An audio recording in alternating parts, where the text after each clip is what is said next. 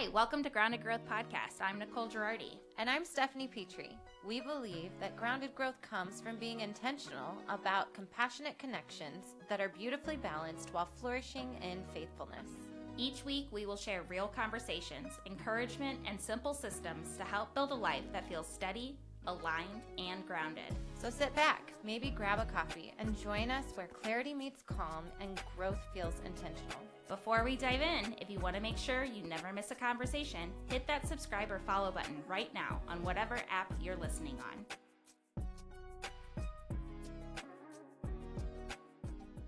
Hey friend, it is the last step of our weekly reset. Yay! So exciting. Super excited about this one. This one's my jam. No pun intended, I guess, with the meal planning. But dinner time is not supposed to be stressful. Did you know that? Yeah.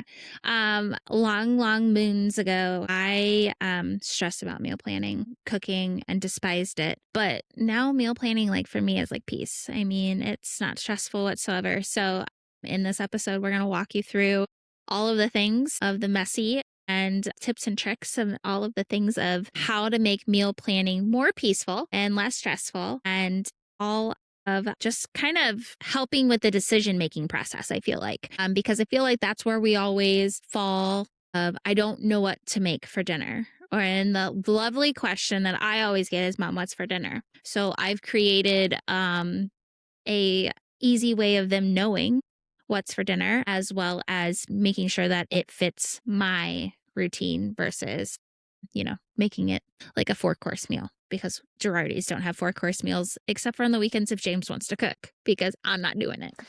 I am here, by the way. It's just that meal planning is not my jam. And I am so glad that you discover peace in this, but we all can't be the same. I am very much looking forward to you sharing your wisdom, bestowing it upon us. And I will say that I love to cook, so it's not that. I absolutely love to cook. It is just the planning of it is not my favorite. I look at cooking as a creative outlet, and I love to make up my own recipes, and I'm a baker, and I love all that too. And so it's not the actual cooking part, it's the planning of it. And I don't like to try new recipes in the week. My boys are a little bit of pickier eaters, so it makes it harder to find some recipes, especially healthier recipes. And so I just think that this is a spot where you and I are not eye to eye on. And that's okay. And I have learned some things throughout the years, but I think that I know this is my weak spot. I know that Nicole is very strong in this, and I'm grateful for her because she actually inspired me to do a breakfast casserole on the weekend because I have more time on the weekend than I do during the week. And so I made a breakfast casserole on Saturday that I knew we'd all eat. I even was able to make almost like a quiche. So I had enough to make 2. So I put vegetables in mine and not in theirs. And that was helpful. And then it made Sunday morning breakfast like so much easier and quicker because we just had to warm it up. And then I had plenty for the week. So I was eating eggs, like something healthier than what I would normally grab and go to. So it was great when I did it. Right. And I mean, that's bottom line is what it is. If we don't have it planned and we don't have it in writing, we're not going to remember to do it. And then here catches on a Monday where you're trying to have, like, you don't have breakfast and you grab a granola bar instead, which is fine. I mean, if you want a granola bar, but I've realized that I have to have lots of protein in the morning to keep me full for throughout the day with the craziness of everything going on. So, I mean, meal planning matters, even with you not liking meal planning. Like, what matters the most to you about meal planning? I think that, I have noticed that when I do have a plan, prevents me from grabbing the unhealthy things. Something that I have learned to do is we rotate proteins, and like themed nights are great too. And so I know it's usually like Taco Tuesday, but Mondays are usually like a quick night for us because of Bible study on Monday nights, or like meetings or something. So we call them Mexican Mondays instead. But I always try to rotate proteins. So like it might be like chicken, and then we do beef, and then we do pork. And then the next week I'll do chicken's on the rotation a lot. Chicken, and then like a seafood dish, and then chicken again. Just knowing that I have that rotation. And I usually stick with like a protein and vegetable for dinners. I don't get too crazy with the recipes. But I did pull this quote from a author who I adore. Her name is Sally Clarkson. And she has this whole series on life giving. And this is from her book, Life Giving Table. The rubber meets the road when we work out the question of how do we bring beauty and rest to life in the midst of storms. First, bringing grace to the busy moments of your life is not about performance or perfection, but sustainability. Second, bringing peace and beauty amid the whirlwind necessitates preparation. And finally, that a little bit of beauty goes a long way to make things better. This gave me some inspiration on meal planning in particular, because I think oftentimes life gets crazy and chaotic and we don't have a plan in place and we just accept that as the answer. Yeah. And so I think that it just shows the importance of having intentionality, which is what Weekly Reset is all about. Yeah. And I think that, so with our family, I mean, when we all have things going on and everything, I used to be the person that would go to the grocery store like every day to figure out what's for dinner. And I'm thinking of it at work. And then I'm like, oh, don't have this X, Y, and Z. So I'm now having to go to the grocery store after we go to school and pick the kids up. I'm going to the grocery store, which is then bringing us later into the night when I finally then cook and the Ghirardis are eating at 9:00. And I have not spent an ounce of time with the kids. And I feel stressed because I'm trying to get dinner on the table. And that was really when I was like, I can't do this anymore. I can't be stressing over food. I mean, like, let's stress over finances or something a little more important than like what's for dinner. So it's meal planning for me has given me the time back where I'm spending it with the kids, because I get the kids before James does some nights. So we get our mom time in before dad gets into the picture. So it's nice to be able to do that now, where I'm not having to be irritated of, I can't do this right now. I have to cook you dinner, or we have to go to the grocery store, and like, just stop talking, or whatever the case may be, you know? So that's kind of where I feel that it's really reduced the evening stress, because we've already exhausted so much energy during the day. I can be very short-tempered at night. So instead of being short-tempered and allowing that to be there to have me stressed out about, I've taken it away by meal planning. I will say, talking about stress, you've said it twice now, and it made me like shrivel up inside, is the question, what's for dinner? Mhm. It just bothers me. It bothers me so much. It's such responsibility, and they're always hungry all the time. You constantly have to feed the masses. And so my husband, I have asked him instead to say, how can I help you with dinner? Oh, I like that. Okay. Yeah, more on that later, because I found a way for him to help me. Oh, nice. Well, I do dinner myself. I don't even, what's kind of funny is James is just so he's go with the flow. He doesn't understand my planning obsession, and I don't think that Amanda ever will, but he appreciates knowing that we're having dinners, because he knows the nights that we have leftovers or whatever the case may be. And so I normally, when I do mine I meal plan on Sunday, and I say, do these sound good? And he's like, yeah, fine. He's never really complained. I mean, he's very happy with the fact that I'll cook, because in the beginning, he always cooked. Well, and he benefits from your planning. Right. So 100%. it's not that, I mean, you didn't say he didn't care, but it's not that he doesn't care. He just doesn't understand your fascination with Yes. planning. It just brings me so much joy. So, especially the meal planning part of it all. Well, let's dive in to some of the steps that we created as a guidance for the people that don't enjoy meal planning as much as I do. So What meals can I keep simple? So I think this is where I'm really going to pull my way of meal planning into it. I don't know how many people out there still love Pinterest as much as I do, but I have Pinterest boards. My whole Pinterest is private. I don't share it with anyone, but maybe I should open them up so you guys can see my recipes that I use. But I have like one that is literally just dinner. So there's tons of recipes for dinner. I have a board that's like soup related and sides related. But what I do during my meal planning is that I am somebody who tries recipes every week.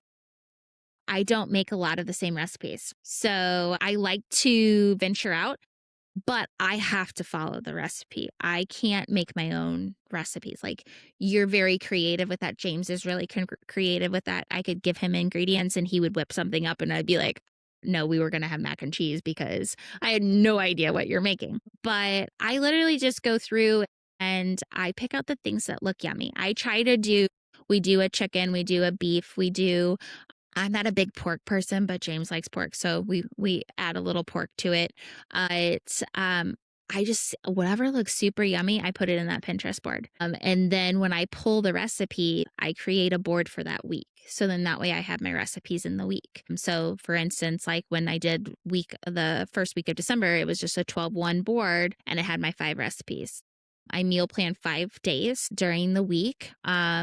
Which I always love Wednesdays because I don't have to cook on Wednesday nights because of church service, except for this week. I will be planning for the next couple weeks since it's the holiday season. And then we always have a leftover night. I don't know about you, but I always do a leftover night because I have tons of food. There's only 4 of us, which Jack eats for 2. I mean, he's a growing teenager, but it's always nice because then James has meals for work too to be able to take. But I make it simple. I have to make dinner in less than 30 minutes or it's a crock pot or something. My meals that I take longer for are typically a Saturday or a Sunday, kind of depending on what I do. I love cooking. So that's kind of my rest is my cooking time. I know you don't understand that, but I have to keep going. But this is also the time to use your family favorites. So my kids are obsessed with my pasta fagioli soup. It's such an odd thing for kids to like, but it's a request that I get weekly. I don't make it weekly, even though they would devour it, but I have to quadruple the recipe because we eat it so fast. I mean, these kids gobble it up and they have 2 bowls. And then it's like, well, we were supposed to have it for the rest of the week for lunch. But that's an easy way to make it simple is use the recipes that you guys have as your favorites or recipes that are super easy, like dump recipes and crock pots are like phenomenal. Just dump it all in and it just cooks for you when you're gone from work are the easiest. I found that I don't have time in the morning to do that. So I do it at night before I go to bed and stick it in the refrigerator and then just pop it into the crock pot the next day too. So that's always a simple thing to do. A little tip and trick I've learned with crock pots is, those like outlets that have timers, like for Christmas lights and stuff. So I'll often put the protein in that's frozen. That way it can sit on the counter without spoiling. And then I can set it to turn on because sometimes I leave so early that it would get overdone by the time I get home. So that was a little tip and trick I learned. That's something really smart. I'm surprised they maybe they do now that if you guys know, comment in our and the crock pots that like why can't we have like a crock pot app like where you turn it on Or like a delay start or something. Yeah, because some of them have a delay start but they still are there's not enough time. But Bluetooth crock pot. yeah, I think we just invested I think that is invented amazing. the next thing. And give yourself permission to repeat meals. So, those favorites that you have, like spaghetti, and I think of spaghetti and I do not like spaghetti and meatballs. I do not like spaghetti. I don't know what it is, but that's an easy thing to be able to whip up. Get the noodles, buy frozen meatballs, heat up the sauce, and boom, there's dinner. Less than 30 minutes. Like you don't have to like make a 4-course meal for your children or for your husband or whoever you're cooking for, but making it simple, repeatable. And a neat thing that I used to do when the kids were younger was things that they liked. We wrote them on popsicle sticks. And then we put it in a jar and then they got to pick out of what was for dinner. They got to pick out of the popsicle sticks. And then that's how we meal planned previously. I'm actually surprised you liked that and did that because that's putting a lot of things to chance. Yeah, so I don't do it anymore, I said.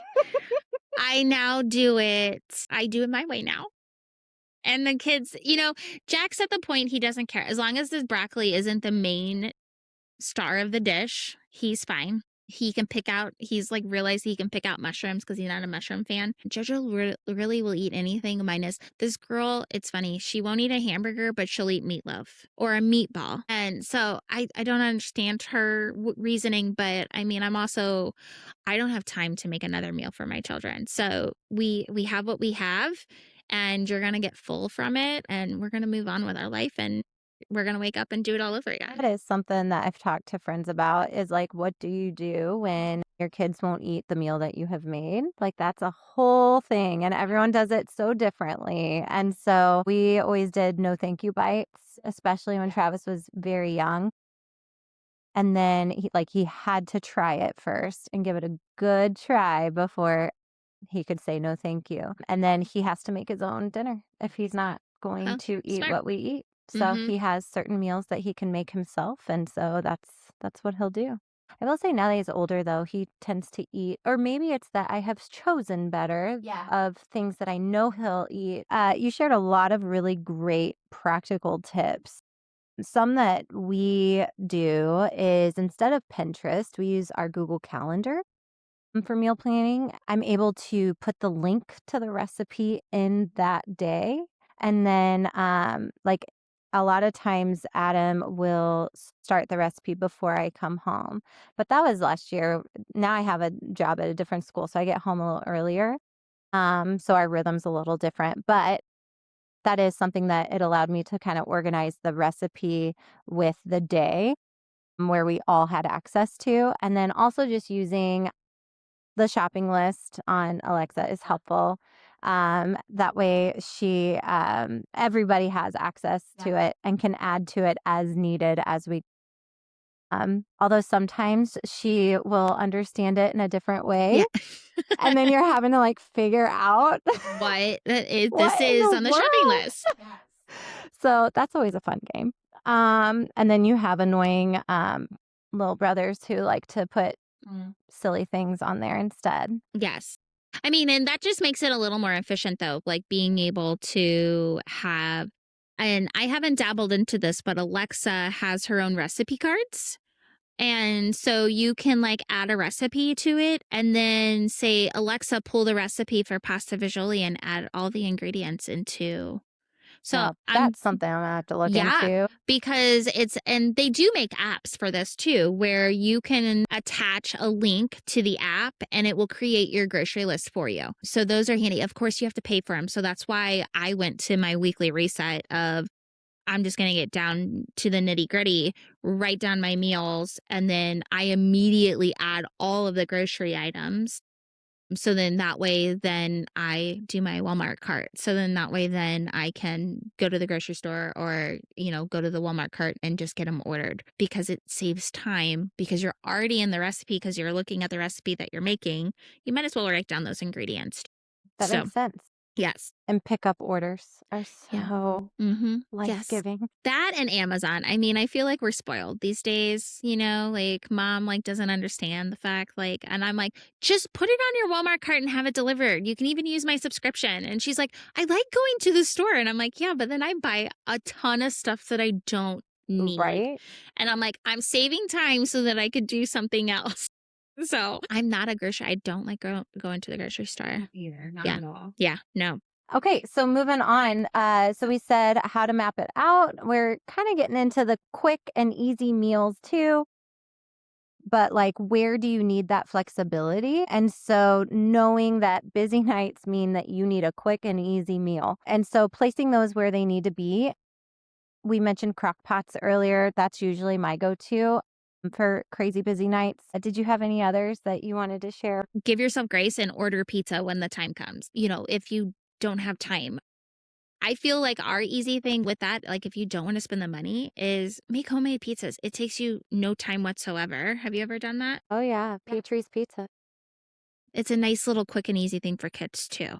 So in a busy night, what's your go-to immediate meal? For our busy night go-to meal is honestly usually tacos. Yeah, That is so easy for us. I agree with you And there. almost anyone in the house could make it. True.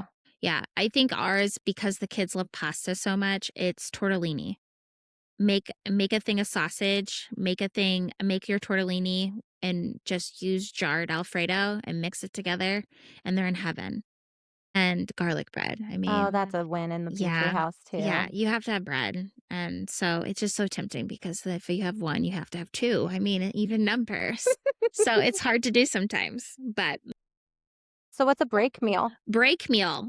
Plan one easy night of takeout, really, is where this is. We did our break meal last night. So we ordered Chinese food and James picks it up on the way home. We have a good place in Hillsboro that has some good, yummy Chinese food. But this is the give yourself a break of having to be in the kitchen, or this can be as easy as, hey, James, can you cook dinner instead? That happens sometimes too when I've had a really long day and I'm like, I'm not in the mood to cook, but I have this planned. And then, I hint and nudge and kick and punch. And then he'll be like, okay, I'll cook. Goodness. We try to hold these off unless they're really needed. So, like, this would be something where nobody's home during dinner time and we're in the midst of getting here, there, and everywhere. So, we're just going to eat out for dinner because we kind of have to. It was out of necessity. So, we really try not to do that too often. And then, like, we have pizza movie night every Friday night, as many families do. But we will try and do it like once a month where we're ordering pizza from our favorite place just to kind of, be mindful about spending money, but also having those breaks too. Yeah. And I think a lot of it is that, like, I mean, a break meal also could be the fact, like, we have church on Wednesday nights. So being able to have somebody else cook for you, unless you're the person that's cooking for the church. And then that's just an added little Because you're stress. crazy. Like she has extra time to cook for like 67. No, It's just my thing. I mean, it is a very great service. I You love do it. it I love well. it. You do So, it well. but I mean, a break meal can also just be leftovers. Let's just be brutally Oh, yeah. honest, Definitely that leftovers. it could just be leftovers of, whatever. I mean, most of the meals, I mean, there's 3 people in your family, there's 4 people in mine. Most don't just feed 4 people, so you always have those leftovers. So it's kind of like a given that, oh, even if I had something planned and I just had a stressful day, okay, we're having lasagna leftovers instead of me cooking something, and be flexible to switch your meals out. You don't have to hold on to it, and just give yourself grace that things are going to happen and you don't have to stick to what you planned. And I love repurposing. So, like this past week, what I did was I wasn't going to have time to cook the chicken breast Mhm. before, like when I got home for whatever reason it was. So I did it in a crock pot throughout the day. And then I shredded it, but then I used it for like 3 meals that week. And I use it in completely different ways. I mean, like one time it was a pasta dish, one time it was I think just sandwiches, just pulled chicken sandwiches. And then I also had enough for like salads. So like it was very versatile. Absolutely. And I think that the weekends are always that time to give us a little extra. So, like, if you could find a little time block in your weekend of being able to smoke a chicken, or, I mean, even buying a rotisserie chicken and utilizing that. I meal plan my mornings, my breakfasts, and my lunches too. So, like, I make a meal just for my lunches and nobody can touch them except for me, and drives James nuts, but he always gets the extra leftovers. But, being able to utilize it in so many different ways is easy. I think of like Thanksgiving dinner. I mean, you make that big old turkey, you're not going to eat it all. And so, like, we turned around and we made a turkey pot pie out of it, and that was super yummy, by the way. But get creative. And if you don't, like, say, I have leftover X, what can I make with it? And most of the time, you can put the leftover meat in a taco, Yeah. like pork tacos, chicken tacos, beef tacos. I mean, all of the Quesadillas are things. a big one in our Yeah. house. That's a smart thing too. We don't make those often. So, and you can always have breakfast for dinner. Let's just Yes. bring that up. Yep. Yes. We like breakfast for dinner. And can you have dinner for breakfast? Oh, that's just weird. That's just really weird. I mean, some people can do it though. I mean, I couldn't. I couldn't like have pasta I mean, like for in for Europe, they breakfast. don't have all the sweets that we have here for True. breakfast. So I don't know. Yeah, I don't know. Do you have any other practical tips? You've shared a lot of practical tips. Okay, so let's just be honest here that I have an inventory of my pantry and my freezer. Oh my goodness. Okay, so I mean, this only happens once a month, but it saves me money because I don't know about you, but you're writing down your meals, you're putting it on a grocery list, you immediately put everything you need in the cart. So that's what I used to do. Okay. Okay. And so I never went into my pantry to realize what I had and never went into my freezer to realize what I had because we have 2 deep freezers. We buy a cow every year, so I was just like, oh, whatever, Well, needless to say, I now have an inventory sheet Wow. where it's with me when I do my weekly reset. This is how I meal plan so quickly, though, because I'll be like, oh, I have all the ingredients for this and I only need to get chicken broth. And then I'm like, oh, I'm only putting chicken broth in my Walmart order instead of all of the other ingredients because I was just doing it because I was in a hurry. I usually just call Adam and I'm like, hey, go check this in the pantry. Do we have it? Oh, yeah. See, that's smart. I I don't, don't know. I think you're way smart too, but yeah. I don't know about an inventory for I my mean, it's not pantry. as I crazy, love but that for you. yeah, I mean, I love it for myself too because it's checking it off. But I'm dwindling down. That's kind of where that is. So I'm trying to clean out my like pantry and my Okay. freezer. So I So kind of then do that. yeah, and it's saving me money because I forget all of the extra things that I bought and I'm like, "Oh, I have spiral noodles instead of spaghetti noodles. Well, I'm going to just cook with spiral noodles instead." Fun, silly fact, by the way, Travis will not eat spaghetti noodles because he thinks they look like worms. So I'm Oh, not allowed interesting. to have any type of noodle like that. But we've had every other kind of shaped noodle in the Interesting. world. Well, I'm so glad the night that he came over for dinner and we had ravioli instead of I spaghetti or fettuccine. I'm a agree. fettuccine lover. I love fettuccine I think noodles. he would still not, just so you know. And then, but yeah, I've kind of done that where like I can tell that our deep freeze is very much full still. Yeah. And I'm like, what else is in here that I could make a recipe out of? So like I do go out there sometimes and I'm literally going through the deep freeze, but while I'm doing it, I'm putting recipes in my calendar that I know we already have. That way I don't have to add the ingredients, or I might just add the ingredients to finish that recipe. Yeah. So I guess I do it, but I just do it differently. You know me, I just love lists and all of the things. It does not surprise me that Yeah. you have an inventory of your pantry. Yeah, I really do. Yeah. I just rearranged my pantry too and bought a label I maker. bet So it's beautiful. the label maker is on its way. So don't make fun. Don't make fun. So, yes. So we talked about stewardship in the previous episode, and that's really where meal planning kind of lands too, is with stewardship. I pulled another Sally Clarkson quote, and this is from her book, 10 Gifts of Heart: What Your Child Needs to Take to Heart Before Leaving Home.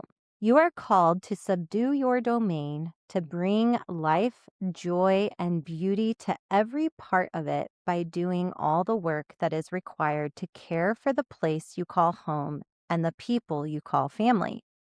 It is a sacred work for sacred people, a holy responsibility, and an offering that you make to God. We are called to subdue our domain. This goes back to Adam and Eve when we were called and they were given dominion over the world. So when we are called to subdue our domain, that means that we are in charge of our household. Meal planning is a way for us to bring life into the home and to bring joy and beauty. And so I think that realizing that it goes beyond just feeding the mouths, but you're feeding the mouths that God has given you in your home. It goes a little deeper than that. And that these mundane tasks that you might roll your eyes at matter. They matter. And because of that, you can bring it to the Lord in prayer. You can, if you have a bad attitude about meal planning, then you pray for a better attitude about it. If you are having trouble with money, then there are a lot of other really great options out there too that are budget friendly meals. But you can also ask for help from your church or some friends, and they might be able to provide you a meal as well. And remembering that you meal planning and helping steward your home well is an offering to the Lord. This is a way to bring him the honor and glory that he deserves. It is a way for you to practice how to steward what he has given you. And so I just wanted to encourage you in that yes, we're talking about very practical tips in this, but it is also about stewardship. Yes. And this is just an easy, quick, does not take long meal planning, where this is just wrapping up your week after we have reflected from the week before.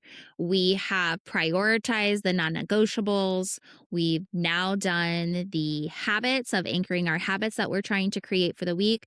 And meal planning just wraps it up in a nice little bow, with giving you the major stressors that can cause a week to go chaos and chaotic, and giving you that clarity and confidence to be able to run your day and run your week versus letting your week run you. And so I am just so excited that we have wrapped up step 4. This is the weekly reset. And remember, download the link is in our show notes.